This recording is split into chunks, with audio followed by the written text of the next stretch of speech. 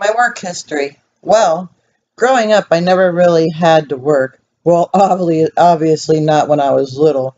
But once I got to college, I realized I needed to make some money for myself. You know, play money for hanging out, going to bars, and buying clothes. Before, my parents had always been my main source of income. But now I was on my own with earning money and wanted to be independent.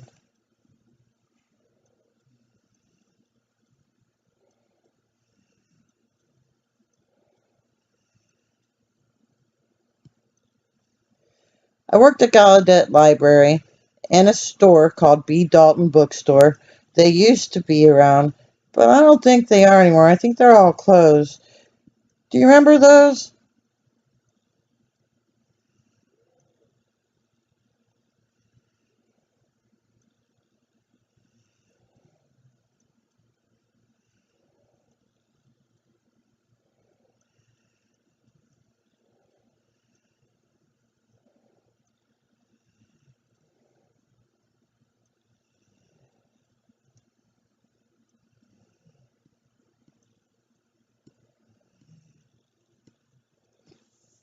I was in the mall and saw a help wanted sign and thought, I wonder if they will hire me, because I'm deaf.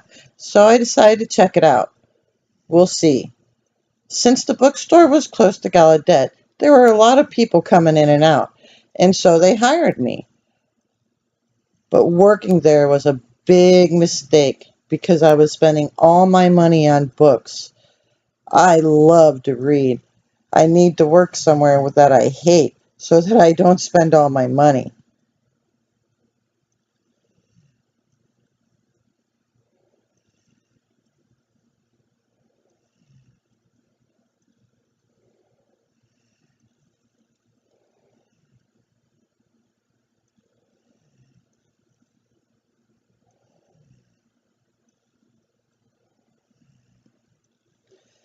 During Christmas break, when I was at WMC, and working on my bachelor's degree, on my on my break, I met a person from Madonna University who teaches ASL. She let me know there was a full-time position open for an ASL teacher. I thought, I never thought about teaching ASL.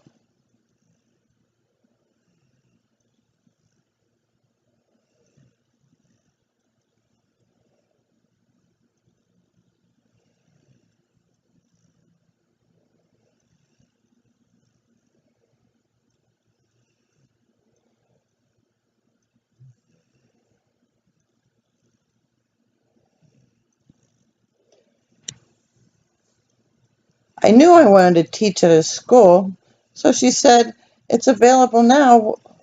Why don't you? What are you going to do when you graduate? What are you going to do?"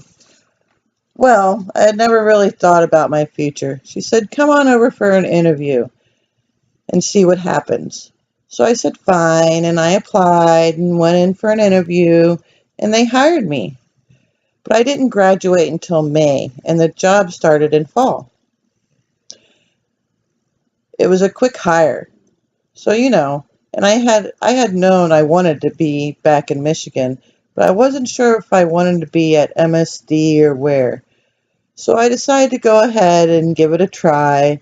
As far as teaching, you know, as far as teaching ASL went, what I've been teaching, and and I've been teaching ASL ever since.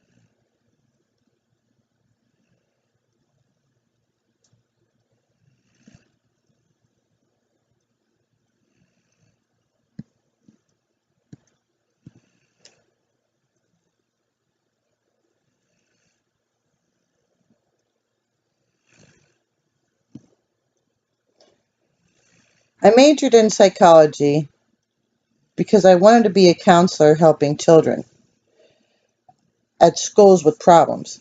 But psychology didn't really match my personality. It didn't fit me. And a lot of my friends were majoring in deaf ed, and I liked their classes better. I had gone through most of my BA, so I decided I'd finish out my degree for psychology.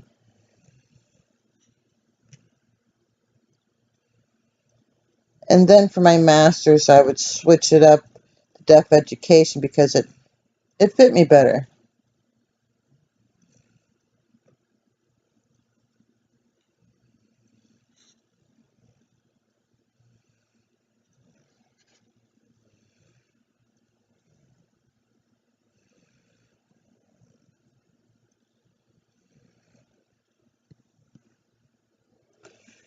So I started taking some introductory classes just for general requirements.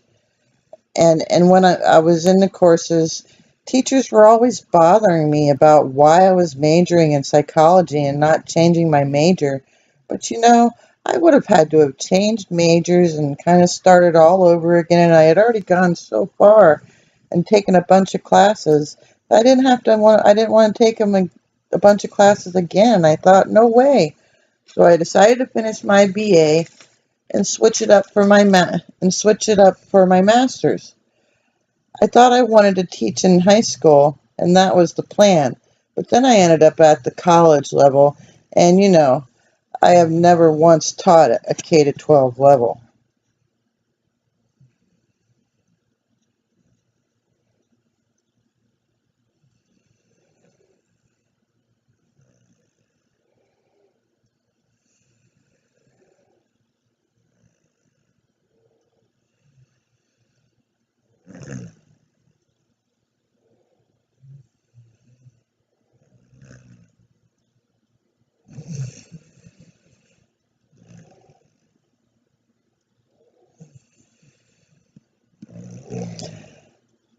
My parents are teachers, yes, and I guess in some ways growing up it seemed seemed my parents who were good teachers impact children.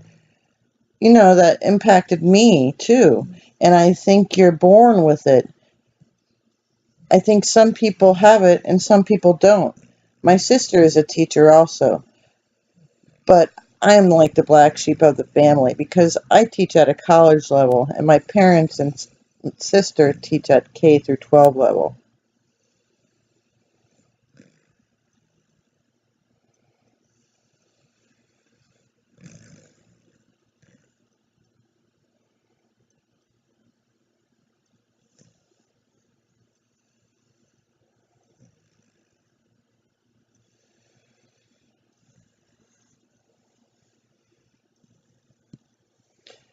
Right, yes. As far as communication goes, I do take advantage that I can speak. So when I worked at B. Dalton, or really anywhere I have ever worked, I have always used my speech if I needed it.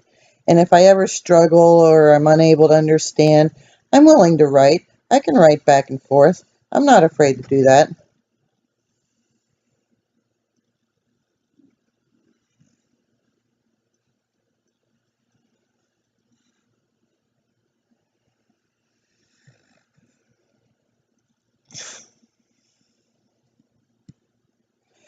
As far as socializing and preferring deaf people over not deaf people or hearing people, my goal is communication.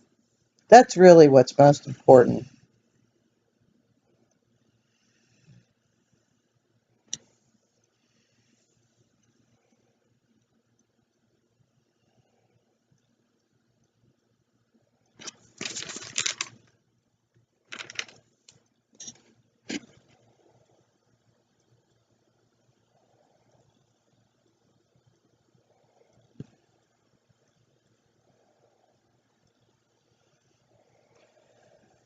Lansing does not have a great deaf community. It's kind of small, not very strong community around here. Around here is a lot better, and I was just around here for a wedding, and I was able to catch up with a bunch of friends. But I don't come to Flint often. I should, but I don't. I don't have an excuse. I just tend to hang out in Lansing. So right now I do have a few deaf friends in Lansing, but most of them are hearing. They're interpreters or people that know how to sign. Yeah.